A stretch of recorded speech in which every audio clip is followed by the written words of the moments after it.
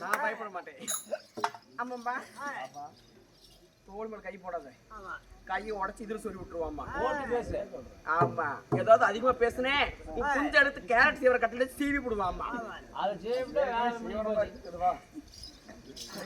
வேற அது மாதிரி சீவரையா சீவனமா எப்படி இருக்குது? காய்ச்சவங்கன்னு பேர் சொல்ல மாட்டேன். பேர் வந்து சுனில் குமார்.